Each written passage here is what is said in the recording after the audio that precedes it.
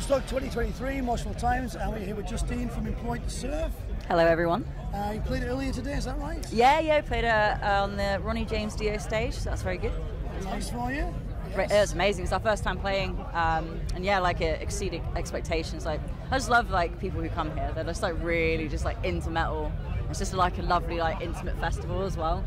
Just nice. It's not too big. It's not too small. It's like it's a Goldilocks. Literally Goldilocks, just right. Like it's perfect.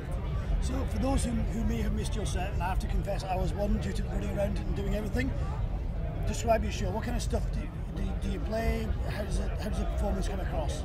I was well. We had a really good time, and like we tried to pick the set favourites, and we had pyro for the first time, so that was exciting. So yeah, it was good. Actually, you're not the first band to mention the pyro being used the first time. Last night's headliners as well hadn't used it before. Really? Who was that? It was. I'm going to have to edit this a little bit. Killswitch. Killswitch Engage. Yeah. Was it their first time? The lead singer Jesse Leach had never played with. No. Yeah, the rest of the band probably at some point, but Jesse said never had played. But their riffs are like begging for fire. And it worked. Wow. So that guy, I missed it. Because Jesse obviously called quite well. What was it like for you with the pyro for the first time? Did you rehearse with pyro, or was that literally the first time? No, sadly not. It's, but it was great, but I had to like stop looking at it because it was really cool. And then like it also like made me kind of like almost mess up because I was like, oh, and you have to sort of pretend it's not. And you have to like pretend it's not happening because otherwise it doesn't look cool if you think it looks cool. If that makes sense. Yeah, everyone's looking at the stage and you're sitting there going, fire. Yeah. So was the pyro your idea, or was that offered by Bloodstock? Just our band idea. Like we wanted, since our debut at Bloodstock, and we were given a main stage slot. We were like, oh, let's do something do silly. it with a bang. Sorry. Let's play with fire. That's always a good idea. Yeah. So you guys are from Woking, is that yes. right? Yeah, we are. And your songs are quite loud and shouty and scary, and Woking's quiet and lovely. What is it about Woking that brings that out of you? Well, we're like 20 minutes from London, so we've got like this sort of like straight line into loudness. So like yeah, and it's just an easy city to get out of. It's quite boring, so it's something to do in it, play music. So it's quite a small place. Would you say your local music scene's more the London scene, or is there actually a scene in Woking? Not really. They used to be back in the day, but we have no venues anymore. And like, there's a couple in Guildford, which is quite nice, like the Boiler Room and the Star Inn. But apart from that, I mainly just go to London, really. And I feel that close anyway. So in terms of releases, your last album, am I right, about 2 years ago? Yes, yeah, literally almost exactly 2 years ago. It's mental, but yeah. It's quite well. So I mean, way back in the day, bands used to run on an almost annual cycle of albums. It was every 2 years.